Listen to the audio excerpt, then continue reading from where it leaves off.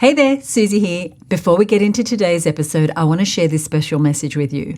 Now, my co-host Michelle and I love masterminds. Not only do we belong to masterminds, but we also host a mastermind. We started it almost 8 years ago, and it is the premier mastermind for women business owners who want to grow their business with a specific focus on marketing. Now, this group is usually completely booked out, and very occasionally we open the doors and invite a handful of women in. So if you're growing your business, but you're struggling with feeling overwhelmed, or like you constantly have a split focus when it comes to your marketing, this could be exactly what you're looking for. We have an amazing time together, and the women in the group are extraordinary. They're great cheerleaders, supporters, advisors, and colleagues for you. And they're also seeing extraordinary results. We see people cracking the $1 million, $2 million, $3 million mark, launching new e-commerce sites that go from $0 to $10,000 a month in sales.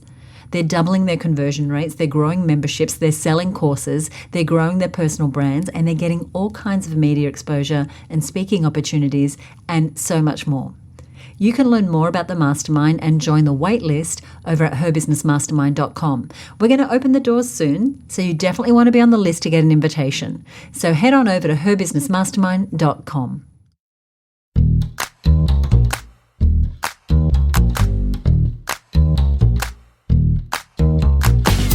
You're listening to the Content Sells Podcast, the show all about how to create content to attract, convert, and keep your ideal clients.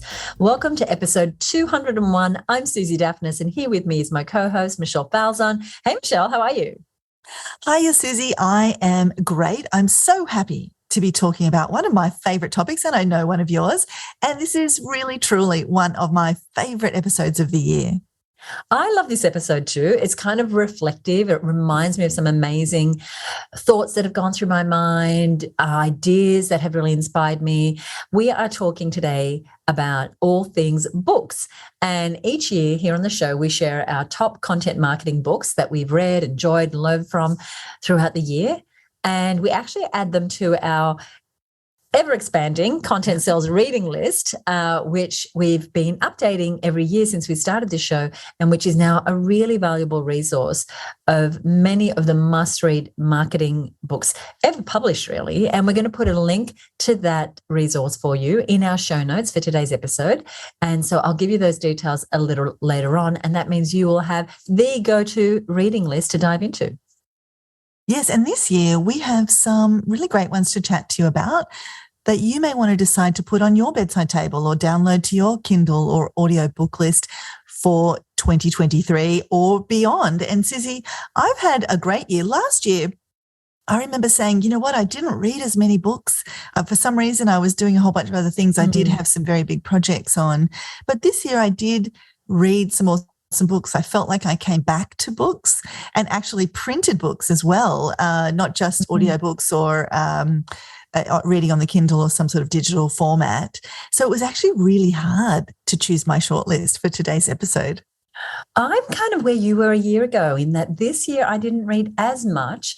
All the books that we're going to talk about today that I nominated as some of my faves I've read, and a few others, but just in the last month I did a big download of books on Audible and have started diving into a bunch of books, different genres than what we're talking about here today, and excited to just over this part of the year, that end of year, new year, to be just spending the extra time that I have available to me to absorb a few more books. But I did get through some great ones, sent some of these all-time favorites to members of the Her Business Network as part of our book club, as you'll hear me talk about today.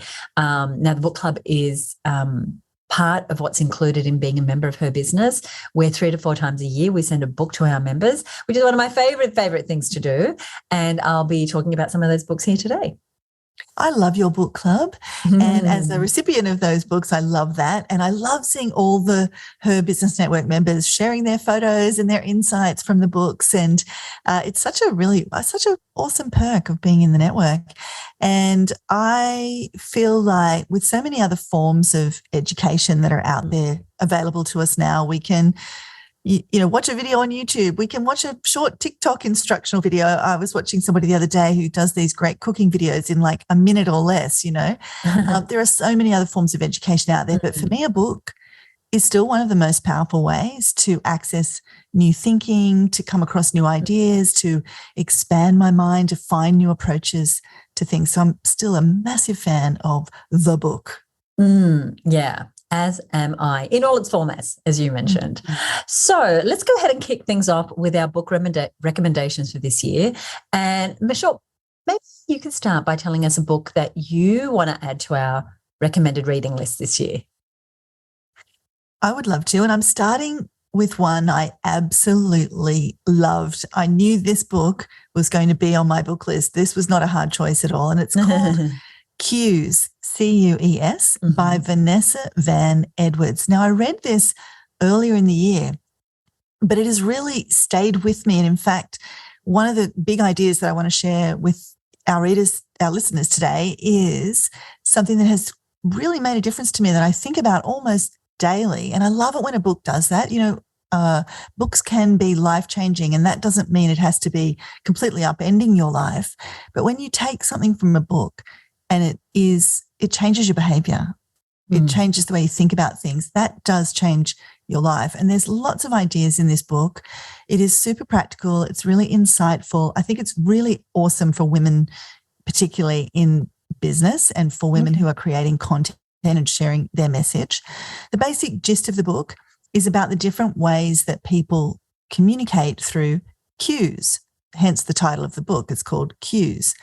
And a cue is a tiny signal that we are sending to others 24/7 through our body language, our facial expressions, our word choice, our vocal inflection, what we're wearing. There are just so many different ways we are communicating in these tiny little signals, some of which we're conscious of, many of which we're unconscious of.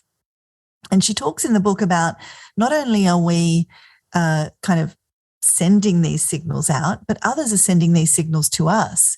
And we are reading those signals. Again, sometimes we're reading those signals consciously, but very often we're reading those signals unconsciously and being kind of influenced by a lot of unconscious biases. So it was really kind of this fascinating peeling back the curtain on this sort of invisible language that we are only very partially aware of in terms of the messages we're sending out and the messages we're receiving. So I found that super fascinating as somebody who just loves communicating, who works all day, every day in this space of communication.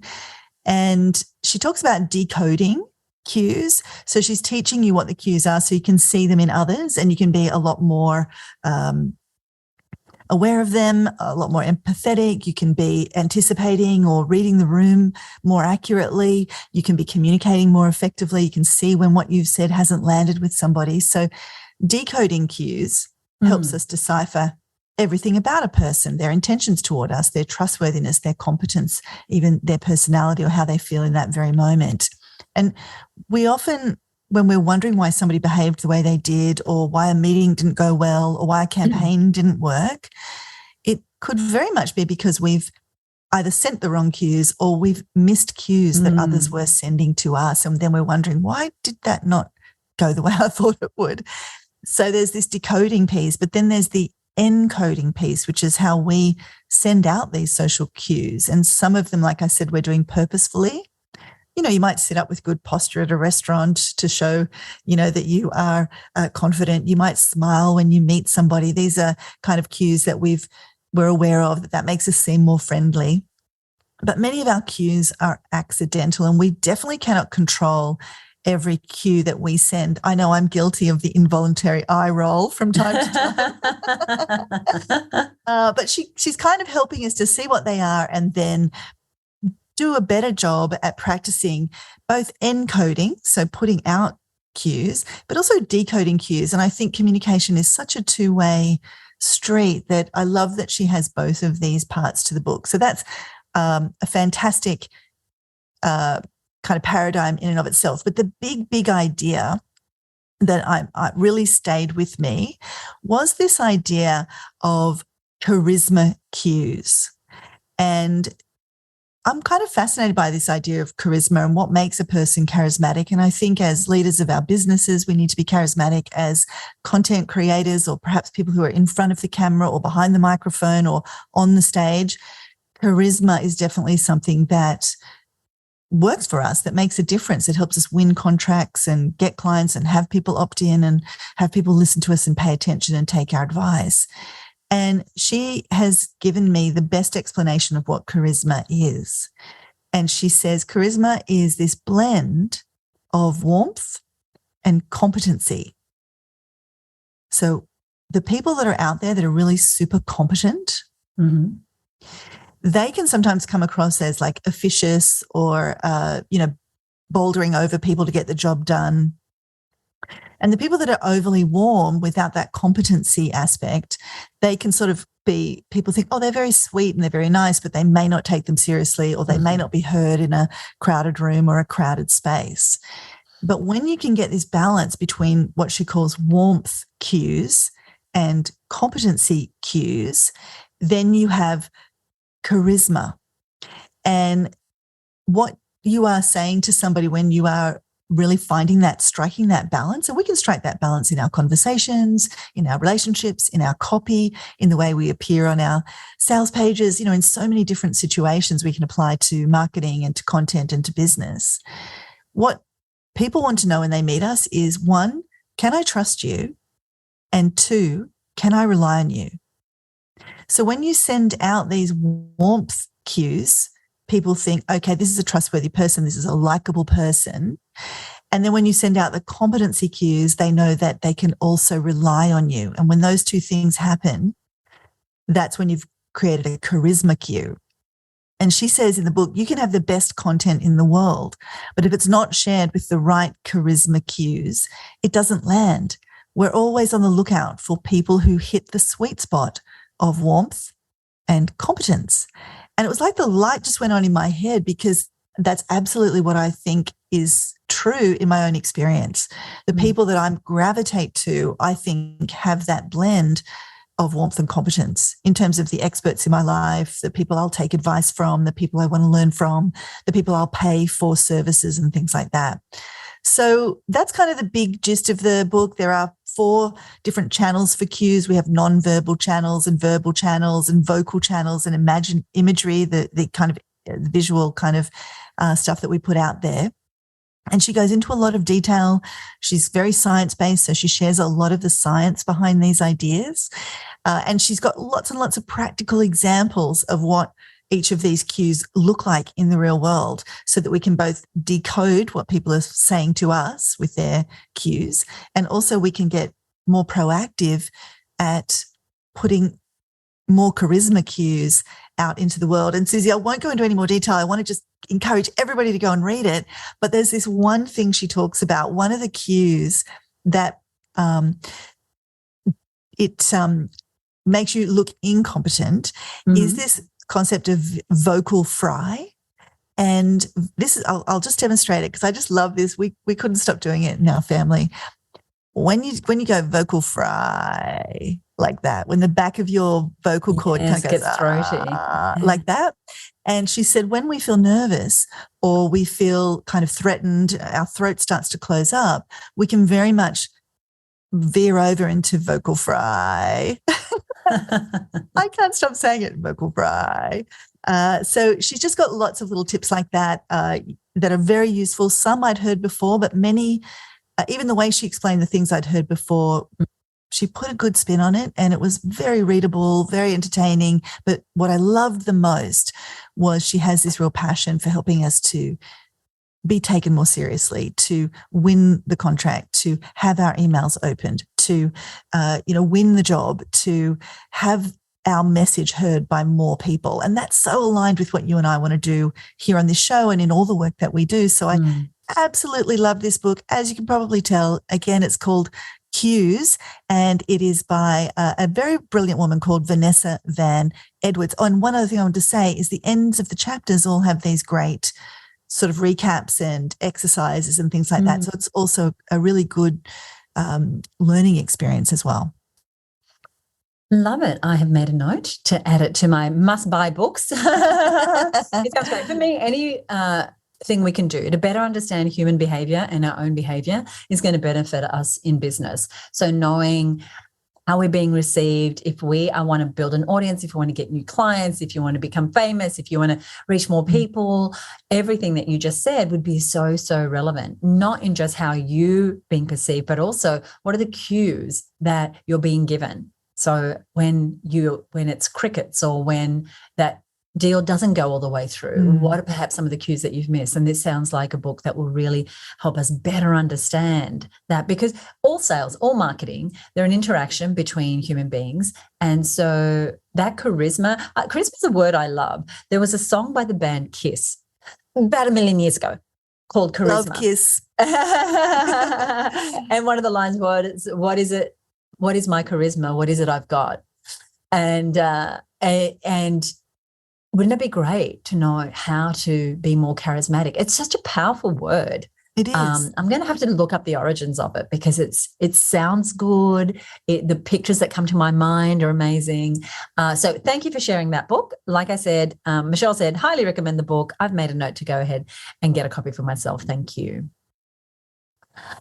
The book that I would like to start off by sharing is one by one of our Content Sales podcast guests. It's the wonderful Denise Duffield-Thomas. She was on the show for episode 190, talking actually about this book. And the book is called Chill and Prosper. And the tagline for the book is the new way to grow your business, make millions, and change the world. And growing a business from a space of being chilled and not stressed out and overworked is, for many of us, a totally different way of doing business. And as well as being on the show, Denise was a special guest speaker at our annual Her Business Live event. This is an amazing all-day virtual event where we have international guest speakers and workshops and breakout sessions and peer-to-peer brainstorming and a bunch of surprises. And it's an event that our members absolutely love. And this year we invited Denise to talk about money mindset, which is what she's best known for. She's a money mindset mentor. And what I love about Denise is how comfortable she is making money, talking about money, charging what she's worth, and also really doing business her way. And this chill way of doing business is how she's created her life and business and what the book is about. And this is a really great book if you want to make more money, but actually work less. Take the effort out of having a successful business. So what does it take? In the book, she tells us it takes a shift in your mindset. It takes recognizing your worth. And it's about designing a business and becoming a successful entrepreneur on your own terms. And she gives us total permission to do that with the strategies and stories that she serves up in the book. So she explains how to create a business and a life that you love without hard work or feeling like you need to sacrifice, really working to your strengths. She shares invaluable business advice and loads of personal stories. She's very personable and, to your point, very charismatic. You know, she's very warm, very likable, but also very astute. And she gives us some great examples. And most of all, what I love about her is that some of the examples she shares are quite counterintuitive, and they really are designed to have you have less stress. And true to her teaching style, she gives you actions to take, which I love. Her content is always so actionable. The book is divided into 4 sections: mindset, business models, money, and marketing. And as I mentioned, it contains lots of practical exercises, case studies, and really some game-changing strategies that will really transform how you think about your business. And so while today we're giving you the best books for content marketers, the 2023 edition, you'll see that the books we're talking about are quite often just as much about mindset and personal development as they are about the practical strategies of marketing. The other thing Denise does is she demonstrates how to identify and break free from your common money blocks and negative thinking. And this is her genius. This is the part of the book that I want all of you to really absorb, is that for many of us, what's in the way of us having the wealth and the profitability that we want is our money blocks and the negative thoughts we have about money, the upper limits we set for ourselves, that can really impact our potential. So she really invites you to create a business model and change your thinking in a way that's perfect for you. So I'm going to recommend this as great, perfect holiday reading. Great anytime, but something that is very easy to listen to, that you could, pop on Audible or, break down into the different chapters and, consume in parts and start to implement some of the lessons. So cheers to Denise Duffield-Thomas. Here, I second that motion. And again, it was a fantastic book that you, as you mentioned, shared with the book club for the Her Business Network. And yes, she is a great example of somebody who is very charismatic, but she's also got those warmth cues as well. So she's very competent, very capable, but also likable and warm and funny and approachable and authentic. And so she's great to model from that perspective as well. But I do love, like you said, how unashamed she is about talking about money, charging what she's worth. It is absolutely a great book to read and a person to model. I love it. So, Suzi, my next book is, I really love to talk about, I can't stop doing vocal fry now. It's a book that I absolutely loved. And I'm a bit of a word geek, a communication geek, and I loved hearing about this book called Shortcut by John Pollock. And the book is basically how analogies reveal connections, spark innovation, and sell our greatest ideas. So it's just a whole book exploring how we use analogies to basically help us come up with ideas, which was something I hadn't really connected with analogies before, but also how to communicate and connect with people and to help people understand our point of view. And again, that is what we're doing as business owners, as marketers, as communicators, is that we are really looking to put our point of view across in a way that lands for people. So it's a great book. It's filled with stories. So he is doing what he's teaching us to do, which is to use more analogies in what we're saying. If you are doing anything from creating a course to delivering a presentation to having a difficult conversation with somebody to teaching your kids, any kind of communication where you want to convey a point of view, you want to convey learning, you want to convey steps in a process, think about how can I use the power of analogy to make this easier for people to understand, to make the idea stickier. And this makes me think about a book that we have recommended before on this reading list, which is Made to Stick by Chip and Dan Heath. They talk a bit about this as well. But it is a really fantastic book filled with lots of stories, as I said, that are fascinating in and of themselves. So it's really great reading.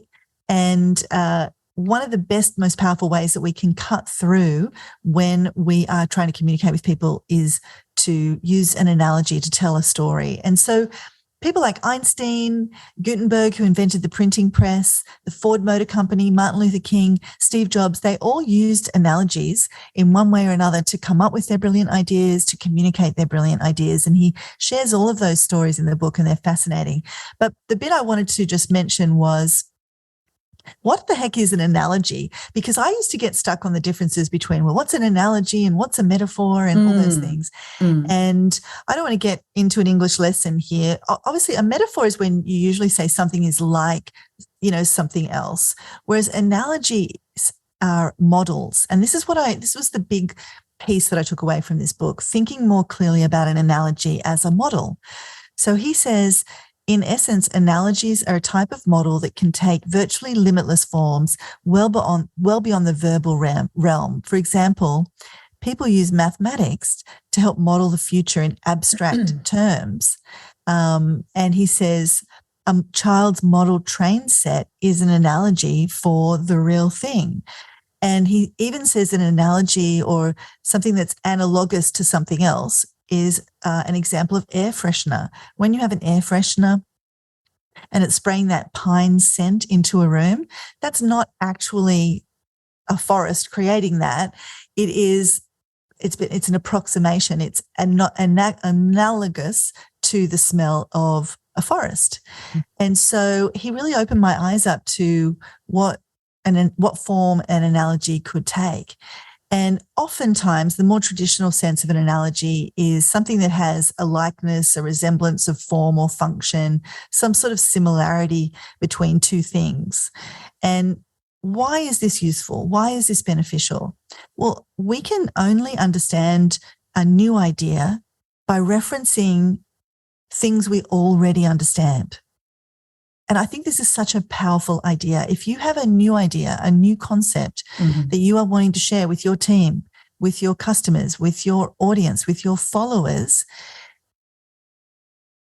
if you don't want to lose them, if you don't want to confuse them, try thinking about something they already understand and map your new idea to that in the form of an analogy. So what might that look like? Well, it can be something as simple as the mouse that we use on our computer. I'm touching the mouse on my computer right now. That's not actually a mouse, but it has characteristics of a mouse. It's little, it can move around and scurry around. And when mices, what would you say about, what's the plural of this? When mice, when you had Mices, no, that Mises comes from a cartoon. Mice. Or in the old days when we used to have our mouse, it was connected with a cord to the computer, and so it looked like a little mouse tail. So when Apple first went with a mouse, they didn't call it the external pointer system. They called it a mouse. And that was ingenious. They used an analogy, something we already understood. There's this little thing, it's got a tail, and it's going to scurry around.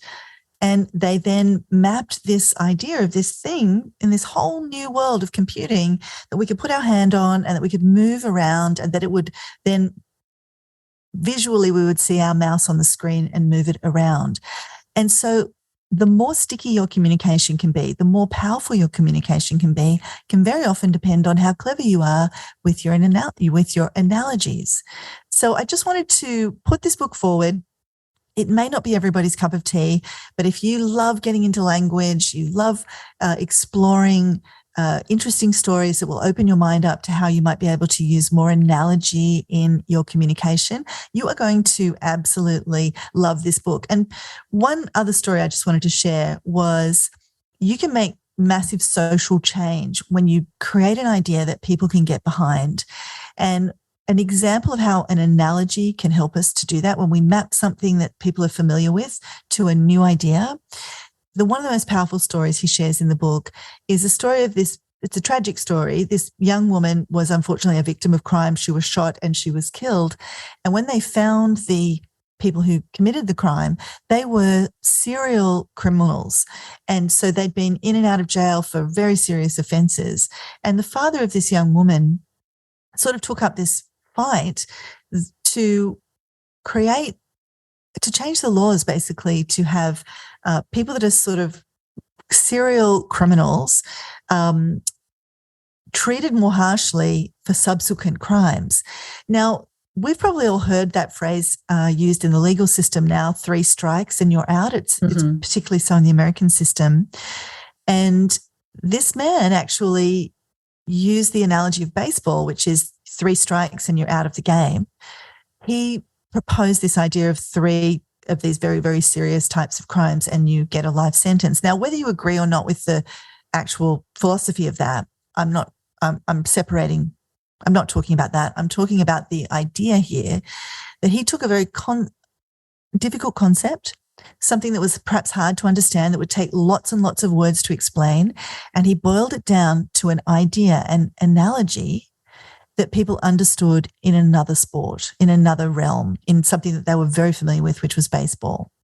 And so this idea of 3 strikes and you're out it just gained momentum because it was such a powerful analogy. And it was actually accepted in California, where he was petitioning to have the laws changed. It was a wildfire. It caught on in many, many states around the United States.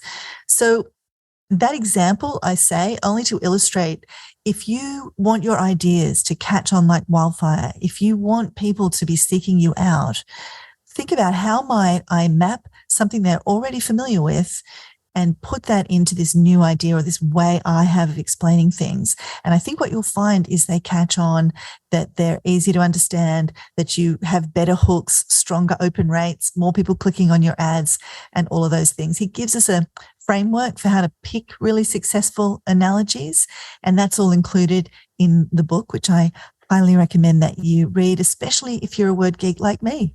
It's a thinking person's book, Michelle. I think that one.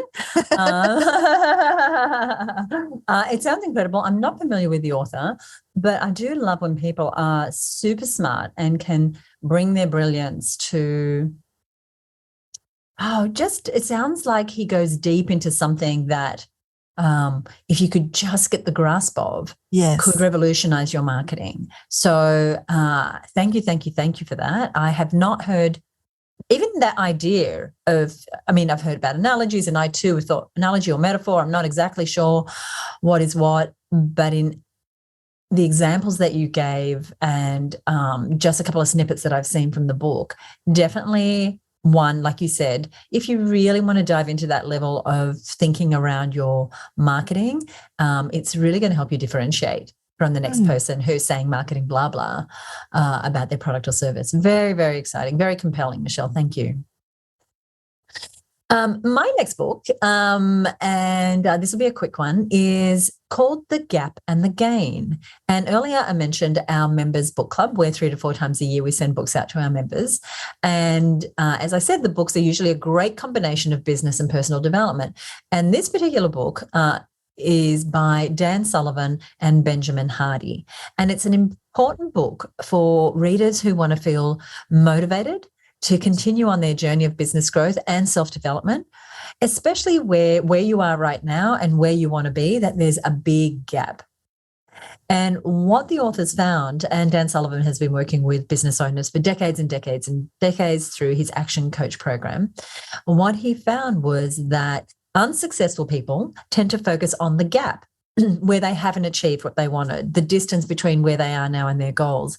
But successful people tend to focus more on the gain and the things that they have achieved. And so what he says is that most people, especially those who are highly ambitious, tend to be unhappy because of what they measure themselves against. So they're measuring themselves against an ideal, who they could be, the number of zeros, on their annual revenue that they could have. And we all have an ideal, but it's like a moving target that's always out of reach because we just keep creating more and more and bigger goals that are further and further away.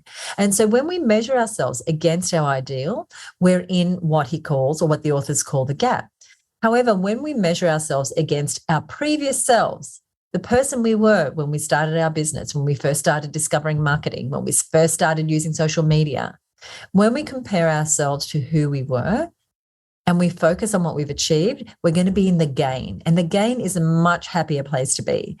In the gain, we can clearly see the progress that we've made, and therefore we experience the happiness and the confidence and the satisfaction and the self-validation that comes from achieving. And those positive, powerful emotions motivate us to pursue new goals and ultimately to become increasingly successful. Now, members loved this book.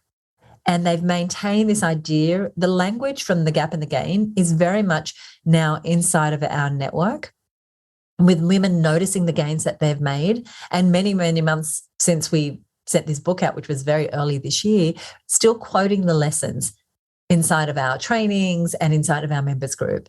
And I have said more than we've had book club for years and years, but this is one of those books where I have had so many comments of women telling me that the book had a huge impact on them and that they just want to say thank you. So it's an easy read. It's not a particularly complex book. You can actually get through it in a few hours, but this lesson around focusing on the gain and not the gap is just really a mind shift. It'll change your mood, it'll change your well-being, it'll change your perspective. And so I highly, highly recommend it. Suzi, I absolutely loved this book, and I loved seeing the way the community really grabbed onto it as well. And I think that's a sign of a great book when and really it is, they're using analogies. This idea that there's this gap between where you are and where you want to be. That's a very powerful idea. And, I think when we're just competing with ourselves, when we're just measuring the growth that we've had, it is such an empowering stance. It's such an empowering way to be. You said it'll change your mood, it'll change your perspective, and it absolutely does when we can be focused on, look, I was there, I've come this far. And that idea of pausing to just take that time to really reflect on that is a habit that we could be building more and more of in our lives. And I know both you and I are super passionate about that pause.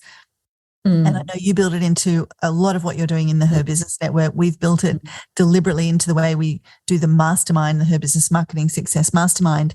Every time we meet, which is every quarter, we meet for 2 days. One of the very first things that we do is we get present to the gain.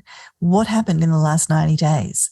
And people can walk into the room feeling like, oh, I haven't really done very much, and feeling down on themselves. They take that time to look back, and suddenly their mood goes up, their sense of achievement goes up, their sense of empowerment goes up, their energy for the future goes up, because they realize, oh, I did that, and I did that, and I did that. And oh, only 2 months ago I was in this situation, and now I'm in this situation. So it's an incredibly powerful thing to do. And I'm so glad that you've shared this book with everybody. Sorry about that pinging. My computer's decided to alarm things right now, and that should be the end of it. That's a good sense of my to-do list right now. Now, Suzi, the book I want to share, my third book, is not a business book, but I do think it is hugely relevant, hugely useful to all business owners, particularly women business owners, and even more specifically useful to us speaking up and speaking out and sharing message, sharing our content, charging more, having a really feeling like we've got a valid seat at the table with everybody else. And this is a book called Wolfpack by Abby Wambach. And I absolutely adore Abby Wambach. She is a soccer legend. She won 2 Olympic gold medals in 2004 and 2012, and a World Cup in 2015 in the US women's national soccer team. In 2012, she was named the Women's Player of the Year by the International Football Federation. She is one of the highest international goal scorers on the planet for men or women.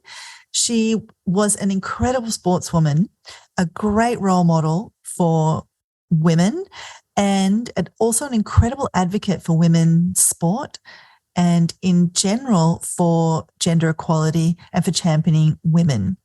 And this book, Wolfpack, is a short book. It's a really easy read. It's really inspiring, motivating, and empowering. It's the kind of book I just keep with me.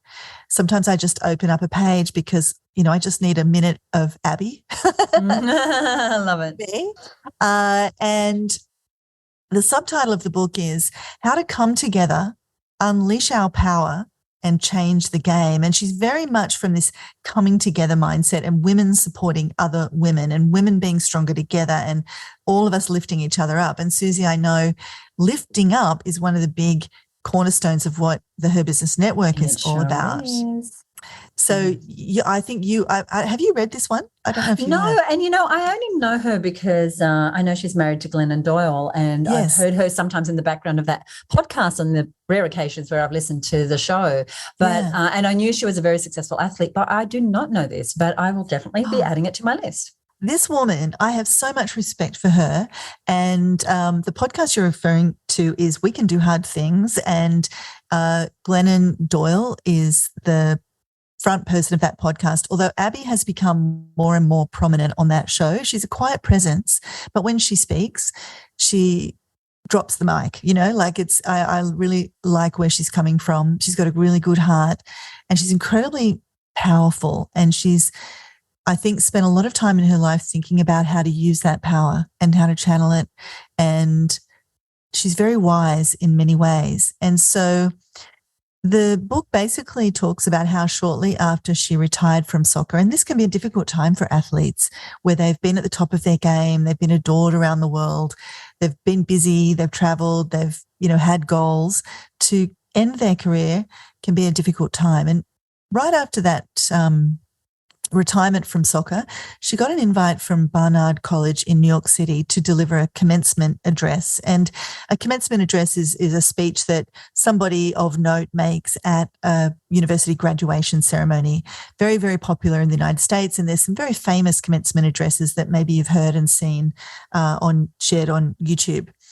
And so when they invited her, they sent her the message, and they said, other people that have delivered commencement addresses include Barack Obama, Hillary Clinton, Sheryl Sandberg, Meryl Streep.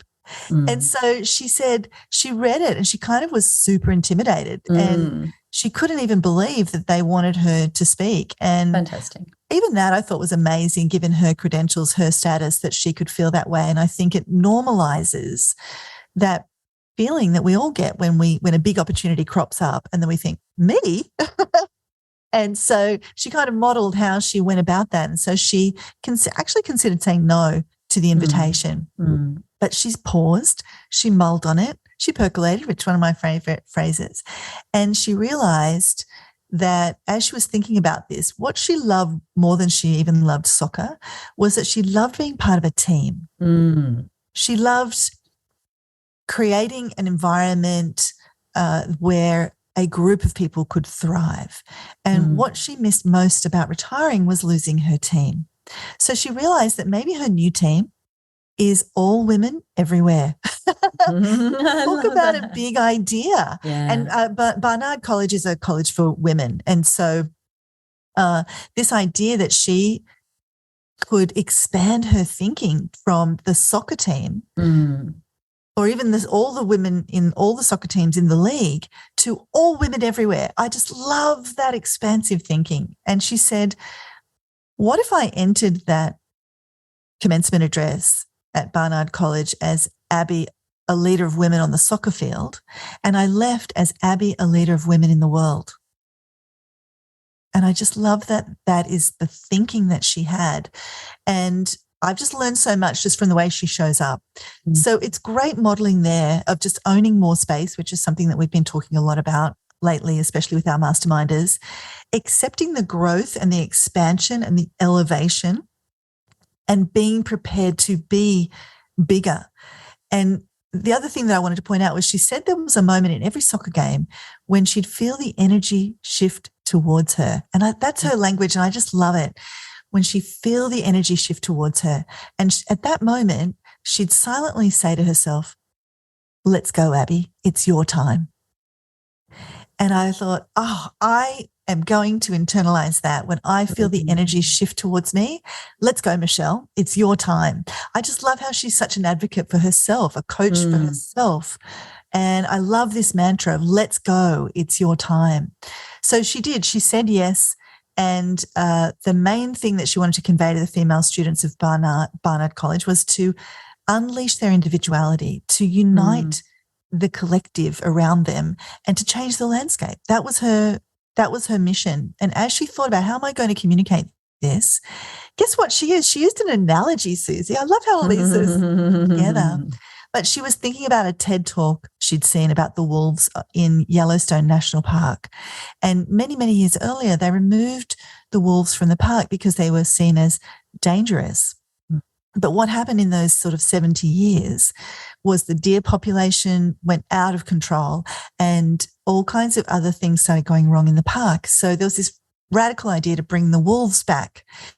And what happened was it thinned the deer out, and they also stayed away from a lot of the open spaces in the valleys, which meant that the vegetation grew back in the valleys, the trees grew back, the birds, the beavers returned, the beavers started building dams in the river. That brought back the otters, the ducks, the fish came back. Then ravens and bald eagles came back because they were feasting on the remnants of the deer that the wolves had killed. And, the whole system came back into balance. And even bears came back to the park because berries started growing again on these trees that hadn't been able to grow because the deer kept nibbling them all down. The rivers flowed freely because the plants were now growing on the edges of the rivers so they weren't silting up.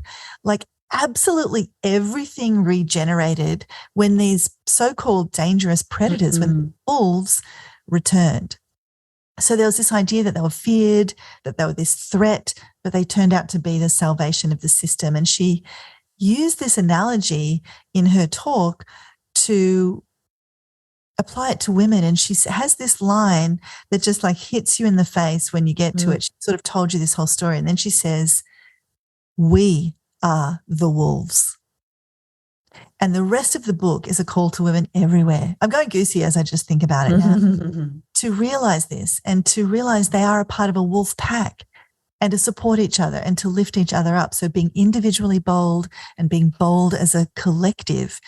And she's had to deal with a lot of bias. Women in sport, it was not considered as, real as male sport. They weren't paid the same, all of those things. She's really had to find a way to make a space to this equality. And she got there by being a wolf and by being in a wolf pack. And it's not about being aggressive. It's about all the things that we have as strengths as women.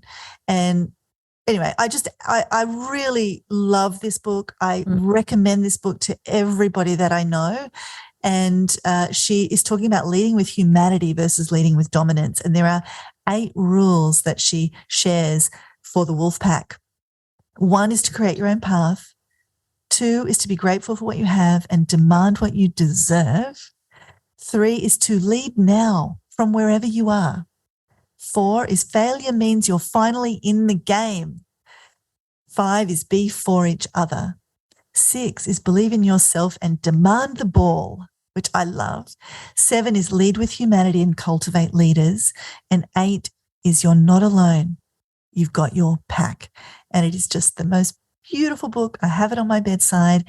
And I do also recommend the podcast with Glennon Doyle, We Can Do Hard Things. And that book is called Wolf Pack, by Abby Wambach. I love so much about what she's saying. And I always love when there's powerful women who are willing to lead. And as business owners, we kind of put ourselves in the leadership role just because we are the leader of our business. But when we can really connect with how we can make an impact, how we can serve others, how we can lift each other up, our power, our influence, our legacy is amplified. And I just love what she's sharing. I love the story about wolves. I love wolves. They're a mystical animal, obviously very dear to the Indigenous population of the United States, protected, powerful. And I love the story of, what we thought was a threat and what we smart humans decided to do in taking them out of Yellowstone had this impact. And so anyway, it's just a story that I want to know more about. She's a woman I want to follow. Like I said, I've just had little glimpses of her when I've heard the podcast that her wife has, and I'm really keen to hear more, but so many good lessons. And to members of the Her Business Network, you are part of our amazing Wolf Pack. And I'm just so proud of each and every one of you. And the more I see you lean into raising the bar for each other, guiding the way, being willing to be seen, being willing to lead from where you are now, and just really being there for each other, the more excited I get. And so one thing I'm very proud of, Michelle, and is that the culture in our community is one about just really respecting each other and really lifting as we climb, which is a term I've heard in a personal development seminar once, is that we want to move ahead and we want to forge amazing businesses. And on the way, we're taking others with us, so who are in our pack. So thank you for sharing that, Michelle. Really powerful. No, it's my pleasure. And I just want to say yes to your beautiful culture that you have led from the front with. And the one thing I think people say almost every time they come into the Her Business community is, wow, everybody is so supportive. Everybody is so for everybody else. And I know that's very much central to your philosophy. So I just know you're going to love every word she says in this book. Thank you. Yes, adding it to the list. Like my reading is now set for the next couple of months. The third and final book that I want to share with you today on this best books for content marketers is, once again, not strictly a marketing book. It is a book called Who, Not How. And once again, it is by the authors I mentioned earlier, Dan Sullivan and Benjamin Hardy. Now, the book, The Gap and the Gain, which we talked about earlier in this episode, was such a huge hit that I thought, well, what else do these authors have? And I discovered another one of their books called Who, Not How. It's the most recent book that we've sent our members, and it's actually still making its way around the country, reaching our members around the country and the world, really. And here's the premise of the book. It is about something Michelle, I think it's so essential to women business owners. And that is moving away from feeling we need to do everything ourselves to asking ourselves different questions. And I'll talk about that. So if you have ever had a new idea or a goal that really excites you, but you just don't have enough time to execute it because you're doing all the things, or you have this goal that you want to accomplish, and being this time of year, I know women are setting their goals for the next year, but instead of taking action, you found in the past that you procrastinate, or you feel like you're the only one that can do things for things to get done. This is kind of what keeps us stuck as small business owners. If we feel like the only way for things to get done is for us to do them. And this book introduces a total mind shift in how we think about getting things done in our business and getting the support we need. And the authors invite us to ask a question. What if you had a team of people around you that help you accomplish your goals while you help them accomplish theirs? Because traditionally, when we want something done, we think, well, how can I do that? How can I fit that in? When could I make that happen? Well, in the book, Who Not How, the authors train us to ask what I think is a better question. And it's one that unlocks a whole new world of making things happen in an easier way. And what they ask us to ask is, who can do this for me? Now, this might seem simple, and it is simple. And this lack of complexity is actually the power in this question and this way of thinking. And when we can master this question, we will quickly learn how successful business owners build incredible, profitable businesses and also have personal freedom. And so it's not about adding new people to your payroll. It is really knowing that your vision, what you want to accomplish, the tasks you want to do, there are other people for whom it would be a pleasure and an honor to support you to make those things happen. And so the book teaches you how to make this, essentially, it's a paradigm shift that'll allow you to stop killing yourself, but still build your business, to free up hundreds and thousands of hours of work that you shouldn't be doing anyway, because it's not your zone of genius. It's not perhaps even your zone of competence. And it allows you to increase your vision in all areas of your life and build teams of people around you who support you in your vision. And so you never have to feel like you have to hold back on your goals or your ambitions again. This is going to allow you to dream as big as you want without worrying that you don't have the time or resources or knowledge to actualize the dream. And when you hear the authors talk about how the book came about, it's such a great demonstration of this exact thing. I won't give it away, but you'll read it in the first few pages of the book. And so what I found, and I have listened to the book and I have read it, and I'm reading it again right now with our members, is that it really expands your sense of abundance in all areas, in wealth, in relationships, in joy, in innovation, in creativity. And the most important part is that the book gives you the tools to build a life where everything you do is your choice. How you spend your time, how much money you make, the quality of your relationships, the type of work you actually do in your business, because, you don't have to do all the things and things can still get done. That's a big mind shift. But it takes retraining your brain to stop limiting your potential based on what you can do yourself. And instead, the book has you focus on the almost infinite and endless connections between you and other people, you and your pack, as well as the limitless transformation that's possible through those connections. We refer to her business as a connection network. Inside that community, inside of your communities, there are people who can support you to get your goals. If only you can start to think that way, that I don't have to do this all myself, who can help me do that, rather than how am I going to get it done? And that's the power of the book, Who Not How. I'm so excited to see our members put the lessons in place to make the connections within our community and in their other communities to make more things happen without them having to work harder and harder. And I'm so excited, Michelle, to see what this means for their businesses next year. And this is a lesson that I'm taking for myself as well, because I can still be doing too many things on my own. Yeah, as you were speaking, I think we can never hear this message too many times, because as you get to one level of competency, there's another level to get to. So there are things that you think, well, I can ask who, not how about this, but I couldn't possibly ask who, not how about that. And then you kind of get to the point where you think, well, no, actually I could do that. And it's just a constant evolution. So I just was taking notes as you were speaking there. So it's a good reminder for me too. So there you have it. There are book recommendations for 2023. They are Cues by Vanessa Van Edwards, Chill and Prosper by Denise Duffield-Thomas, Shortcut by John Polak, The Gap in the Game by Dan Sullivan and Benjamin Hardy, Wolfpack by Abby Wambach, Who Not How, also by Dan Sullivan and Benjamin Hardy. And as I said at the top of the show, we are going to put a link to our recommended reading list where you can see these books and all our other top recommendations all in one place. There's some amazing books. So you are never lost for what should I be reading to move my business forward. The list is categorized by different areas of marketing and business, and it will help you get started with content marketing, or if you're already content marketing, then really make some leaps and bounds in your journey. That is what we have for you today. Before we go, I just want to remind you that we love doing this show for you, and we love to share these tips with as many business owners as possible. So today we shared some books that we've really enjoyed, but I think also in there was so much that you can take away and use just from listening to the show. So we would love it if you would leave a rating or review over on Apple Podcasts so that we can get the word out about the show. We have over 100 5-star ratings. As you know, we now have over 200 episodes.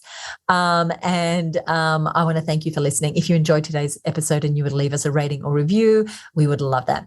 One review that we recently got is by a wonderful member of ours, Alex Hanlon of Engine Number 2. Alex has a digital agency. It's less than a year old. She's already hit 6 figures, and she specializes in supporting healthcare service providers to leverage technology to improve the delivery of their healthcare outcomes for their patients.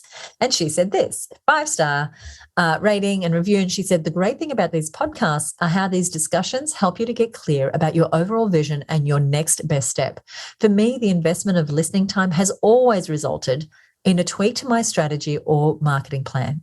And to me, those 2 plans are key guides as I forge my path towards business success. I'm also deeply appreciative of the encouragement in every episode. I feel as I have a very expert cheer squad on my side. Thanks, Suzi and Michelle. Well, thanks, Alex. We are part of your pack. Absolutely. And excited to be. So thank you so much. We mentioned several resources, some past episodes, and certainly a number of books here on the show. Everything that we've mentioned, you can get across on our website at herbusiness.com/2023 books, as in the year 2023. So that's herbusiness.com/2023 books. Michelle, what do we have coming up in the next episode? In the next episode, we are going to be talking about a trap that so many people fall into, and we're going to try and help you to not fall into that trap, at least not as often. And that is where we'll be talking about why you need to communicate your product's benefits versus its features, and exactly how you can do that so you're going to get more new customers buying from you, paying attention to you, not getting bored by your offer, not tuning you out. And a lot of it comes down to this differentiation between features and benefits. And even if you think, well, I already know that, I am going to suggest that our tendency, our habit, our unconscious bias is towards slipping back into the habit of saying too much about our product's features. And it's normal. It's totally normal. That is how it goes. But we've got some tips, some strategies, some ways for you to go against that tide and to actually create really benefit-driven copy that gets people wanting to click on your links and buy your stuff and come to your events and take your coaching and all the good things. That is coming up 2 weeks from now. So if you haven't already subscribed to the show, go ahead and click that subscribe button wherever you are listening. We will see you next time on the Content and Sales podcast. Michelle, anything you want to say before we go? Oh, I want to hear what books everybody else is reading. So if you've got a great book you want to share with us, head on over to our Facebook page. Just go to Facebook and search for Content Sales Podcast and let us know. I am super keen. I'm always on the lookout for a good new book. Thank you all for listening. We will see you next time right here on the Content Sales Podcast. Bye for now.